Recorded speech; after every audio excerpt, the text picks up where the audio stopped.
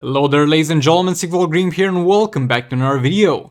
So 1.5 years ago I had a pretty strong opinion about defense on damage dealers, and I was like, no, under no circumstance you should put defense on your damage dealer, just make sure damage dealers do not take damage.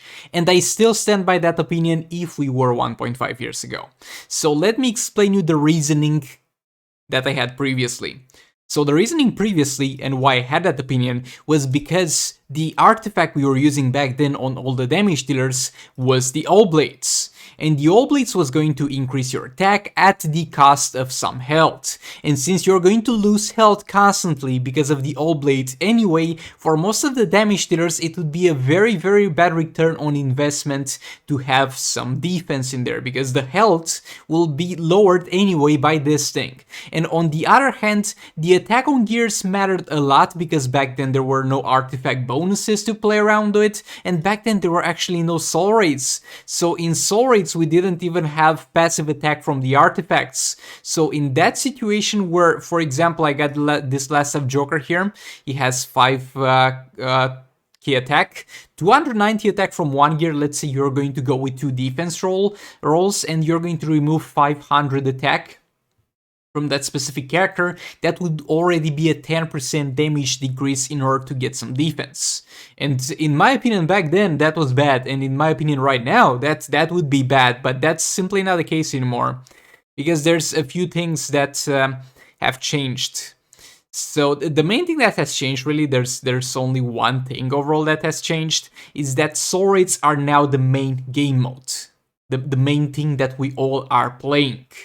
And in soul raids, you're going to have a lot of attack that's going to come from the soul raid artifacts.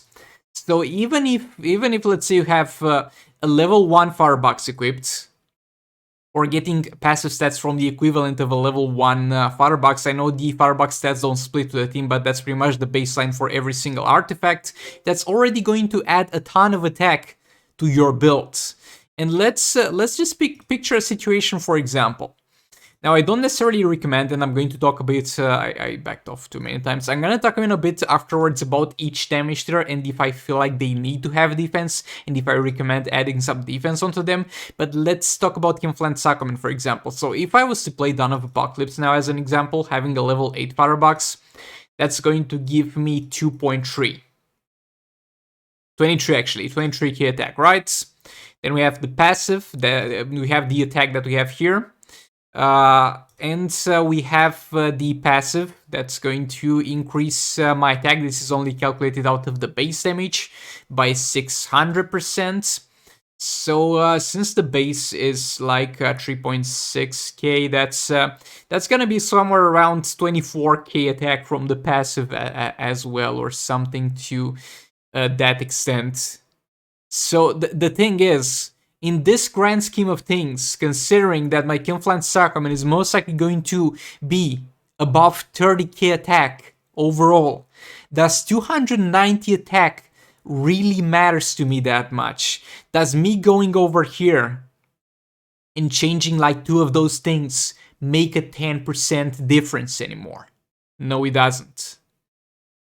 It's going to actually make, for Sorry specifically, especially, next to no difference if you're going to have those attack rolls or not. I have found actually, since I've started to shift some of my builds on my secondary account.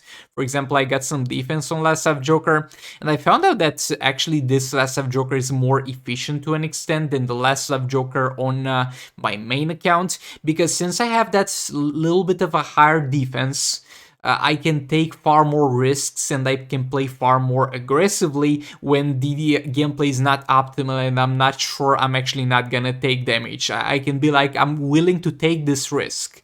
And the thing is, I kind of take those risks on my main account, but in that scenario, if the gamble doesn't pay off, my character is just straight up dead.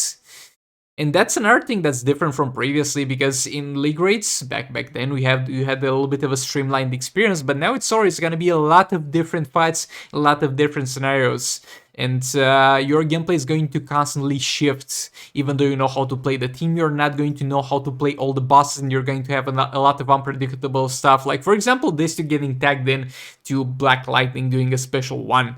The Last of Joker on my main account might have a chance to get obliterated from that one. This one might survive.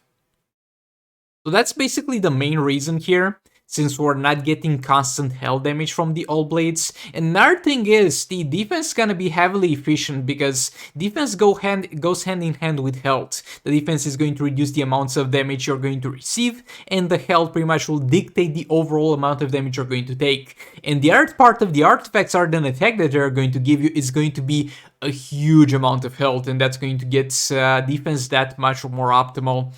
So with all those things in mind, I actually feel like right now in 2022 it's actually justifiable to put some defense on our damage dealers. I'm going to go over the main damage dealers because for some it's no point doing so, but for some it's justifiable. So Catwoman, absolutely no need. You're going to constantly reduce attack with Batman Ninja. Gorlagroth, and even if you don't have him or have him in the team, she's going to be prevented from dying by this thing. And the special 2, there's absolutely no reason to have any defense on her.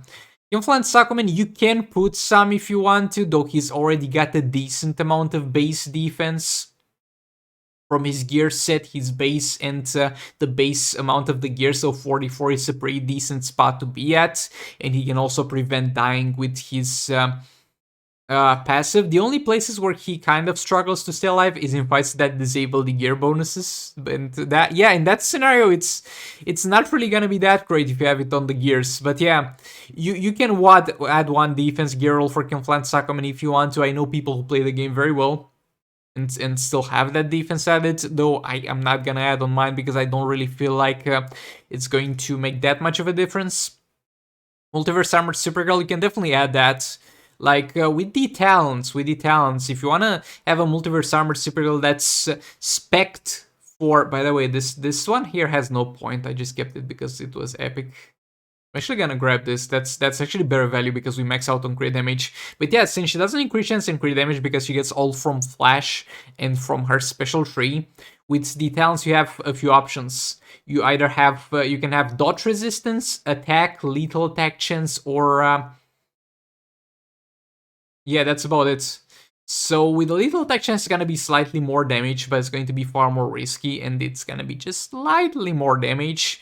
With the attack, yet again, slightly more damage for degrades, and still kind of garbage amounts of slightly more damage. So it's quite justifiable to have resistance and defense here, and you're not going to suffer that much from that on her talents. Banshee doesn't need defense because guess what? She's got maxed out defense without you actually trying, because she's got everything from her gears and her set and her base. For some reason, 2 of her gears give her defense as a base stat. I don't know why that's a thing, but it is a thing. For Joker, I definitely find it justifiable to have defense on him because of the risky fights he has to take, and because you might fail to combo interrupt from time to time. And that defense is made actually more useful by EPI because she constantly heals herself and him. So yeah, definitely put you can put defense on Joker, and I think I'm going to swap both my Joker builds to include some defense in there. Flash, you can definitely put some defense on Flash because he definitely struggles to stay alive. This is one of the damagers that I had the biggest problem with keeping alive throughout the years. Okay, what else? Harley doesn't really need defense because with Harley, most of the times you're going to lock the enemy into an infinite combo, and a lot of the times you're going to have an Arkham Knight Batman in there, so even if you mess up, you're going to have maxed out defense by default.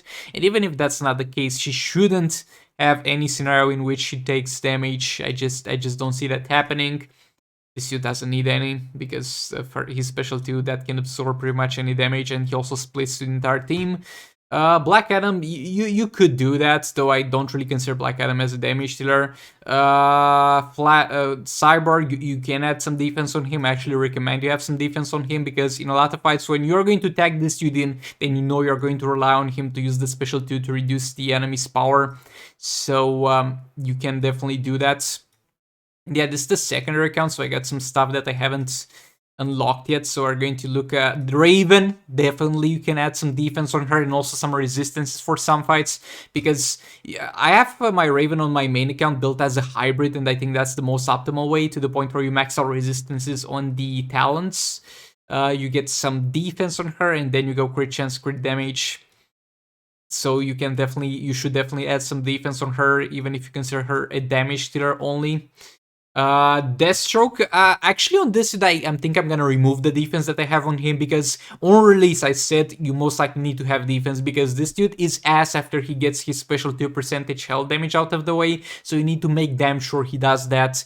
But since there's Nora Snow Globe and we actually need to get him killed to get the clones in the fight, I've found a lot of situations where the defense is hindering me from getting him killed. Piranflaps and Mr. Freeze are two cackers that have no way of healing themselves, but at the same time are going to have to stay for long periods of time in the fight, so it's definitely justifiable to get some defense on them. If you ask me, this dude doesn't need any because he's going to get a super shield. And Manta, I don't feel like Manta really needs defense, though yet again you're just one defense roll from getting him very defensive, because I got him on my main account build and he's got like a 40-something% base defense. He's also got some health from the passive, but yet again adding that one more defense might help you in some scenarios. So yeah, it's actually acceptable in 2021 to add defense on the characters. I don't think I was wrong 1.5 years when I made those points, but that opinion is no longer relevant and I feel like I need to correct that. Thanks so much for watching. I'll see you on the next one. Goodbye. This is the future.